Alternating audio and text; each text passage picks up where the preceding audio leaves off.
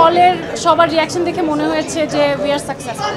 ইতিমধ্যে আমাদের গান ট্রেলার সব কিছুই মানুষ খুব ভালোভাবে গ্রহণ করেছে, সবাই এটাকে সিনেমার সাথেও কম্পেয়ার করছে। আমার উপর সেই ট্রাস্টটা করে আমাকে দিয়ে নতুনভাবে প্রেজেন্ট করানো, সো অবশ্যই খুবই ভালো লাগছে। এবং রোজার দিনে আপনারা এত রাত পর্যন্ত এখানে এত দর্শক এসছে এবং সবাই খুব উপভোগ করেছে।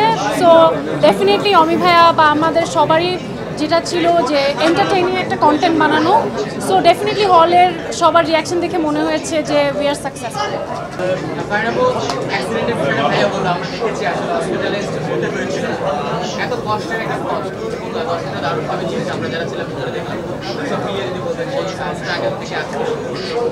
I mean, struggle is a part of life and part of our, so definitely কষ্টটা তখনই সার্থক হয় যখন দর্শকদের মধ্যে থেকে আমরা যেটা মানে ভিশন চিন্তা করি, সেই ভিশনটা যখন দেখি যে দর্শক পর্যন্ত পৌঁছাচ্ছে।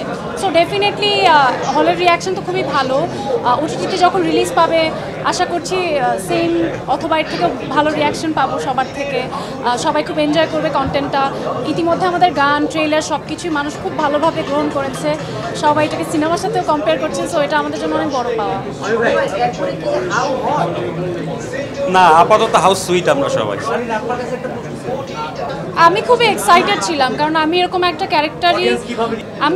ক্যারেক্টারই অনেকদিন ধরে খুঁজছিলাম করার জন্য, বিকজ আমার কাছে মনে হয়েছে যে আমি ভেরি এক্সপেরিমেন্টাল আর্টিস্ট। আমি অনেক ধরনের ক্যারেক্টার করি সবসময়, বাট কমার্শিয়াল অ্যাসপেক্টে হয়তো আমাকে কেউ ওভাবে আগে অমি ভাইয়ের আগে চিন্তা করেনি। So I am very grateful to them and বঙ্গ যে তারা এখানে সিনেমার কোনো নায়িকাকে নিতে পারতো, বাট আমার উপর সেই ট্রাস্টটা করে আমাকে দিয়ে নতুনভাবে প্রেজেন্ট করানো। সো ডেফিনেটলি আমি আমার সর্বোচ্চটা দিয়েছি এবং অডিয়েন্স থেকে সম্পূর্ণ গ্রহণযোগ্যতা পেয়েছি। সো ডেফিনেটলি এটা আমার জন্য আমার কমার্শিয়াল ক্যারিয়ারে একটা অনেক বড় ভূমিকা পালন করে।